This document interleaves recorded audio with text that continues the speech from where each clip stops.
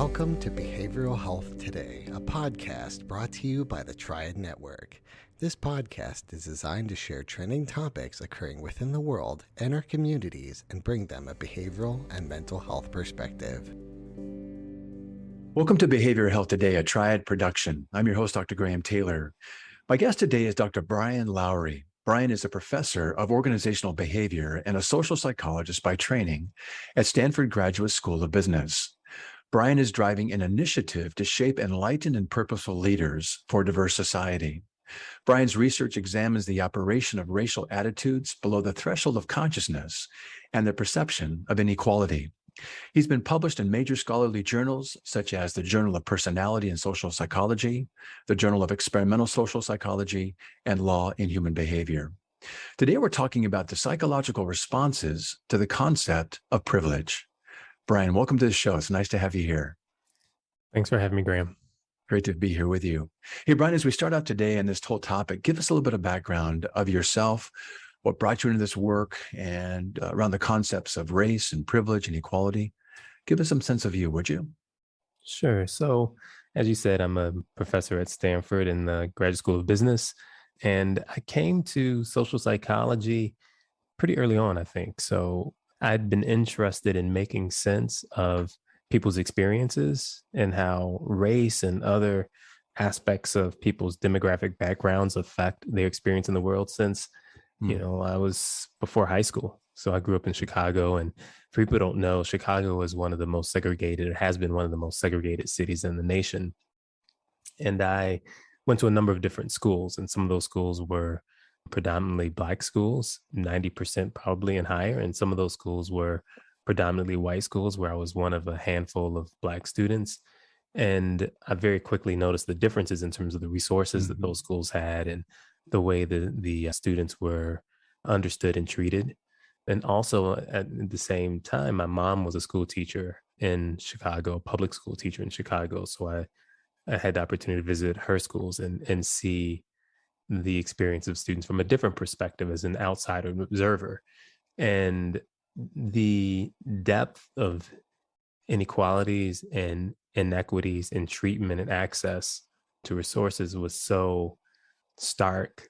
It was something that I just really wanted to understand. And so the study of society, the study of people's responses to each other just fascinated me from then on, which led me eventually to, and somewhat circuitously, to psychology as a field of study, and eventually a PhD in social psychology, and where I am now as a professor in the School of Business, again, always trying to make sense of people's place in the world and how they came to be there. So that's, I hope that helps a little bit, give you a sense of where I am and how I got here. I appreciate you kind of bringing us around to that understanding. Tell me, as you're going through these things growing up in the different schools you would attend, what kind of conversations would you have with your mom who was in a school system? And just real quick, what type of a school system was she in terms of the racial, diversity in that school? And then what kind of conversations would you have with her around the things that you were noticing? It's a good question. I didn't talk to her that much about the things I noticed, honestly. So my mom was a teacher in the Chicago public school system. So CPS, as it's known. She taught on the west side of Chicago in a predominantly Black school. Okay. And so when we talked about it, to the extent we did, it was more her experience as a school teacher, right? The challenges associated with being a school teacher, I don't think this is unique to her, the burnout when you don't have the kind of resources that you need to do the job you like to do, dealing with some number of parents who may not be that engaged. So just the struggles with being a school teacher in our society. I don't think that was unique to her, but that's when we talked about it, that was mostly the conversation. And I think was more her than me. Right. She's carrying a lot of stuff, but she was carrying a lot of stuff. Indeed. Yeah. It's that I have a lot of respect for school teachers. It's quite a burden to carry, given the way that we tend to treat teachers in our society right now. How about as you've matured in your career in terms of degrees and work and publications, and you write very well and in terms of clarity and specifics, and have you ever had any latter conversations with her over the years? as you come into this Um, more and more and shared the research, just out of honestly, curiosity? not really. I mean, I think her interest in that is, I think, from her perspective, right? From Yes. her vantage point. And the place that my academic work comes from is more abstract, higher level. It's an attempt to Understood. understand it in a broader Yes. context. Totally get it. It's not located in the kind of an on the ground in Yeah. a particular position like a teacher perspective. It's Got it. how did we as a society come to this place? How do we see each other in a broader kind of way? But I will Right. say that I don't know if you know this, Graham, but I also have a podcast. And my podcast is called Know What You See. I do take more of a perspective that I think the average person can appreciate and approach, right? It's less academic and it's more talking to people about their perspectives. And there I think I haven't talked to my mom that much about the podcast, but I think that kind of approach is probably more suited to connect to her experiences. Yeah, very good. Maybe we can kind of hone in a little bit on this idea and this concept of privilege. And as we start out, could you anchor us in a working definition of privilege? Yeah. So what I would say, and I don't want to present this as a technical definition, but as a place to start and think about privilege. What I mean is advantages or benefits that we enjoy that are connected to demographic characteristics Hmm. or societally imposed identities as opposed to what most people would think of as internal attributes. So, just to give an example to help make this clearer, if we go to apply for a job, if things other than your prior history, your ability to do the job are affecting your likelihood of getting that job, those are the things that I would think of as markers of privilege. So if I'm a man and I'm more likely to be taken seriously for a job, that's a privilege associated with my gender. If I happen to be white and I'm more likely to get approved for a loan, that'd be privilege associated with my race, in the sense that my gender and my race should have no bearing on my ability to do the job or repay a loan. Really good. So it's those advantages and benefits connected to the demographic characteristics versus internal attributes. Yeah. And the other thing I think is important in the definition that's implied but not explicitly stated is privilege is not living a life of ease and comfort necessarily. So to determine if you're privileged on some dimension, it requires you to compare yourself to someone who's different on that dimension. So by that I mean if I'm a white guy and I want to say, hey, do I have gender privilege? It's not, does everything good happen to me because I'm a white guy? That's not what I mean by privilege. What I mean is if everything was the same about you except you were a woman, Mhm. how would things be different? That's the appropriate way to determine if there's privilege associated with the gender in that case. I think sometimes people, and we will come to this, I think we'll talk more about this, but sometimes when you use the word privilege, people take umbrage because what they hear you saying is life is easy for you. Right. Everything good happens to you. You don't have problems. And that's not at all the claim, right? Everybody has problems. Everybody struggles in some way or another in life, independent of privileges they might have.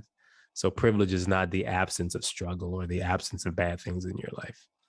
Yeah, you said before very well in your writings, and I would really encourage, you listeners to take a look at some of the writings that Brian has put together, and we'll include those on our podcast as links for you. But you're not saying that, let's just use race for a moment, that whites don't have hardships, that they haven't gone through difficult times, that they haven't pulled up their proverbial bootstraps and overcome adversities, et cetera. You're not saying that at all.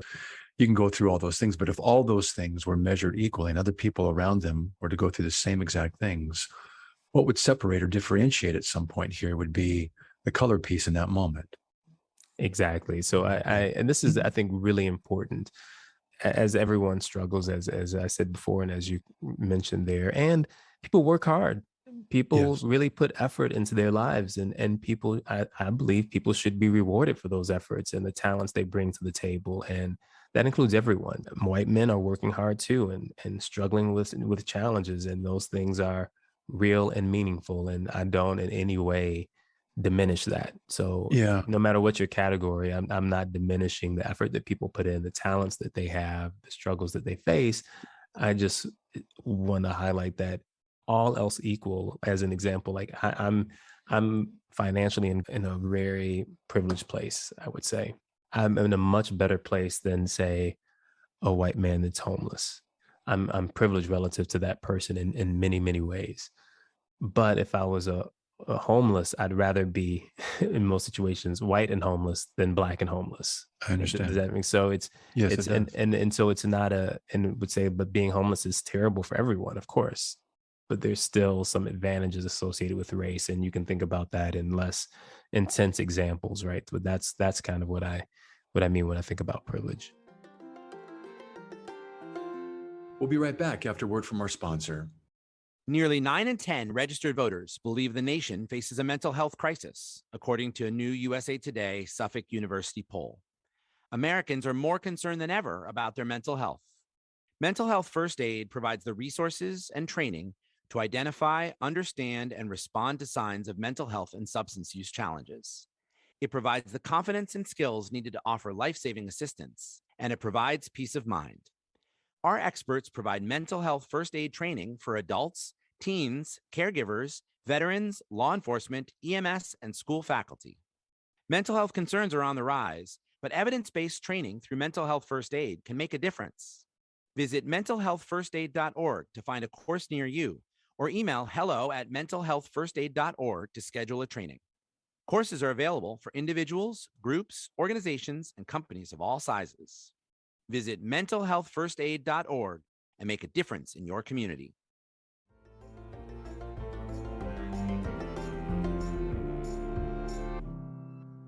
We're going to come to in a moment some of the psychological responses. We're going to be talking about the 3 Ds of defense in just a second here. But what you're stoking me to think about, Brian, is that maybe the way that we have been addressing privilege, at least to this point, can't help but kick up some resistance, kick up some defensiveness, because what you're doing a nice job of, and I appreciate, is that you're not trying to kind of equivocate people here that, you're saying, well, you've had only good things happen to you. You're not saying that at all. You could be homeless and still have privilege. It's when you put it all in the similar line, and there are some things that distinctly separate others as having more benefit, even if their lives are dreadfully horrible. They can still have something that they can have an advantage over or of. And so I'm wondering, just to seed an idea, unless you have a thought about it, but I'm wondering maybe what we get to do even in this podcast is to think about, if we're going to be talking about privilege, what are some of the right ways we could be talking about it to lessen the tendency to have a strong kind of, knee-jerk reaction, whether it's a dissonance or a moral guilt or whatever comes up, that kind of maybe prematurely keeps the conversation from having a chance to be further explored. And I think that's likely what you're doing in your work, as I've read. You're trying to say, hey guys, this is how I'm thinking about it, how I'm naming it, so you don't have to get all defensive around anything here or have to get explanatory around things. It's just, I want to try and go a little bit deeper. Is that resonating with you? 100%. So in my work, it's tough because just naming privilege can create a defensiveness. And I think that's what you're pointing to. And what I really want to do is say, we're all in this together, that the system is producing a situation where in some dimensions I'm privileged, in some dimensions you're privileged, in some dimensions I'm disadvantaged, in some dimensions you're disadvantaged. And that matters in our lives, and it shouldn't be denied, right? We shouldn't pretend like, no, none of that is real, when it's so on the face the way society is operating. I mean, and to deny it seems to me incredible. I just don't know how a reasonable person can exist in our world and not see these things. Yeah. And so I think the way you how do we engage with it? I think that's it right there. Yeah. I think it's how do we engage with it, where, I mean, if you're going to take therapy just for a second, people struggle when they come into therapy, when they have to address those things that create anxiety. What do? We avoid it, we distance, we defend. And so our defense mechanisms kick in. So, there's no big, Freudian explanation right there. But what we're saying is that how do we talk about these things in a way that invites a curiosity, that gets people to lean in and to maybe lessen some of the defensive reactions around it. And as I read your work, that's what I'm hearing you really do a nice job of, to invite people into this without having to be defensive. You're not going to pin something on someone's chest in a guilt-inducing way, or a label that makes them feel embarrassed. You're trying just to get them to broaden their perspective and maybe take some blinders off that they don't understand that they have on. And I really admire that. Yeah, I think, what I think generates defensiveness is that the idea of privilege has this moral implication for people. It's Right. as if they don't deserve what they have, as if they're bad people. And it's complicated because they do understand that they didn't do anything, right? It's not that they made a choice to be born a man, or to be born white, or to be born to rich parents, or whatever it is. Why are they being pinned with this moral taint for something they had nothing to do with? And I think Right. and on the one hand, that's fair. And what I'm saying is, this is not an issue of individual morality.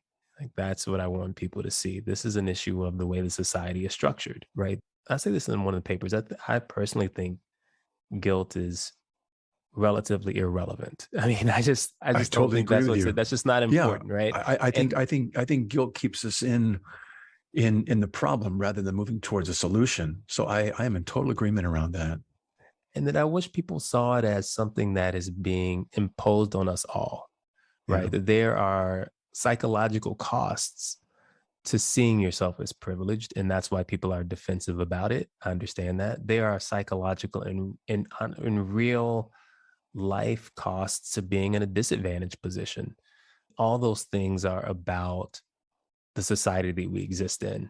And Yeah. when we talk about privilege and disadvantage, we're not talking about usually an individual's choice or an individual's necessarily behavior. We're talking about the system that we exist in. And so when I say, hey, you're privileged, my claim is really about what the system has placed on you, as opposed to something you've done that you should feel some kind of moral guilt about. At the Right. same time, and this is what's hard, I think people have a hard time with this next distinction. Even though you didn't do anything, that does not mean you don't have responsibility. Very good. Yes.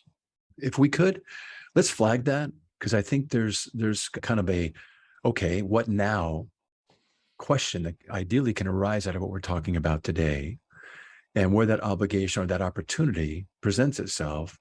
If we can have a really non-reactive shared understanding of these things about not just how society is structured, but something that's imposed upon us all, but it's a system that exists and that we are all in. What do we do about it? I would love to segue at some point into that. But before we do, give us some sense, Brian, of as you've explored privilege, what are some of the dominant privileged positions in our society at this time? Yeah, so the research on this is pretty clear. Like, at least in the United States, gender and age are huge. These are distinctions that people see immediately: gender, age, race. And there's one more that's actually really big that people don't talk about very much, which is an attractiveness bias. But I think ones that really shape the way society is structured are gender and race in the United States. So on almost any dimension, if you look at those two variables, you just see differences, immense differences, not just differences in life outcomes, but differences in opinions, differences in the way our relationships are structured. So if you look at people's social networks, race is a huge predictor of like who your friends are, who your relationship partner is likely to be. So it really shapes who we know, who we can engage with, and our life outcomes in significant ways. And so I think sometimes people misunderstand my interest in race. I'm interested in race in a way that I can't imagine how people aren't interested in race. I think people would, because I'm a Black guy, people assume it's personal, and that's true, but I don't know how it's not personal for everyone, given how much it's structuring our lives. Like, I just look Yeah. around, I'm like, how could people not be interested in something that's so ubiquitous in your life and so constraining for everyone? It's not just for, you know what I mean? Like, if I'm a white person, like, the vast majority of my friends are white. And even if I'm around other people, like, that is a strange situation. I'm always surprised that people aren't more curious about it, given how present it is in our day-to-day lives. I think that's probably what's driving the work you do, to maybe encourage people to get a little curious about, what if you became more interested in this, or what is it that maybe has kept you from taking a look at it? And if we can take a look at it, what might we be able to do with it? As you talk about that piece of it, and you're finding maybe some conversations that you've researched and seen take place, there can be some psychological responses. You've defined it as the 3 Ds of defense. What are you seeing people's responses being when this topic comes up? Yeah, when you talk about race, particularly with white people, because of the way, again, it's not. I just want to be clear, right? Because sometimes people get confused about race. I'm not an essentialist. By that, I simply mean there's nothing special about being white or black except for what we create in society. That's what I believe. Meaning, so when I say white people respond this way, what I mean is people who are seen as white and treated as white, not people who are born with a certain skin tone or hair texture. Like that's just not, the genes are not relevant to me. It's the social meaning associated with the way you look. Yes. And so people who see themselves as white, when you start talking about things like race and privilege, it makes many people deeply uncomfortable. Yes. And the response first is to deny there's any difference, right? Right. There's no such thing as privileged. I'm not privileged. Look at all the hard things I've had in life, the bad things that have happened to me, which are all true. Like, so people aren't making them up. They are pointing to real hardships and struggles. It's just not relevant to the existence Yes. of privilege or the reality of race in the country. If you get past that, then often what people will do is say, yeah, that exists. Race is a thing, but I'm not like, other white people, or, I don't think of myself as white, or some way of trying to distance themselves from what I assume they perceive to be the taint associated with privilege, or at least implied aspersions as a function of being white. So they try to distance themselves from the group. And when they can't do that, when those things fail, then they move towards trying to actually, what I call, dismantle the Mm. privilege, in Mhm. part because it's uncomfortable, right? If it's like saying, I gave you something that is very valuable, but you don't feel like you deserve it. You're embarrassed to have it, Yeah. and you think that other people are judging you when they see you with it. It's a way of trying to like give that thing away. Like, Yeah. I'm gonna do what I can to rid myself of this burden Mhm. by giving it away. So that's when I talk about dismantling, that's how I think about it, that the cost, the psychological cost in terms of how people view themselves, the fear that other people are judging them, that those moral costs are such that when they can't deny them or distance themselves from them, they work to try to eliminate the connection. It's by giving it away or pushing it away. This idea of those responses, 3 Ds, is the denial, the distancing, the dismantling. As you've talked to folks, and their responses tend to be this, why would they have to have those responses? And maybe that's the $100,000 question here. Why do they have to have those responses versus other responses? Why are they having those ones? Is it what you just mentioned? Maybe they're unknowingly, unconsciously feeling judged, or they're feeling like, what they've got is questioned, or they feel like all of a sudden they're kind of a guilty because they feel maybe I've deserved something. Why those responses have you found? Because we live in a society that glorifies the individual. We believe that like we exist independent of other people, that everything we have is purely Very good. deserved or not. Very good. And Merit. when someone tells us like, no, you didn't deserve that thing, that it challenges our sense of ourselves. It challenges our personal virtue. And so it has to be managed. It generates a defensiveness that has to be dealt with, I which could by the see way, that. yeah, Yeah, which by the way, I think is a honestly quite strange that we hold on to this idea that we exist as islands in some way in society. This idea of like meritocratic, deservingness, like everything I have should really just be a function of my hard work and talent, when we know that that's just not true. As an example, like parents strive to give their kids every possible advantage because they know they don't just say, hey, you're here, good luck, Right. work hard and we'll see where your talent takes you. No, they do everything they can. They give their kids lessons, they put their kids in this thing, they try to get their kids in the right schools, they push them Sure. to, because we know that's just not how it actually works. But somehow we behave as if the individual is the sole source of their own outcomes. Really good. So when you're challenging people just to take a look at this, it challenges a couple of things. One is, well, you're questioning something that I've worked hard for, and therefore through merit I should be experiencing. Got it on my own, the individual piece of it. The other part is maybe part of a message, and I'm looking as we talk today to think about ways these conversations can happen with a less defensive response coming from folks. I mean, that's one of the arts of therapy. How do you bring these things to people and allow them to sit with the dissonance without having to defend against it, but instead to look into it? Because with that understanding, that awareness, then we can look to move towards change. Folks, pardon the interruption, but we'll continue this discussion on our next show. I want to thank our guest, Brian Lowery, for coming on the show today. For more information about Brian and his podcast, Know What You See, please visit knowwhatyouSee.com. For more information about articles and other media content by Brian Lowery about race, equality, and privilege, please visit knowwhatyouSee.com/media-page. And lastly, I want to thank you, our listeners, for tuning in today, and we'll look forward to having you back with us next time on Behavioral Health Today.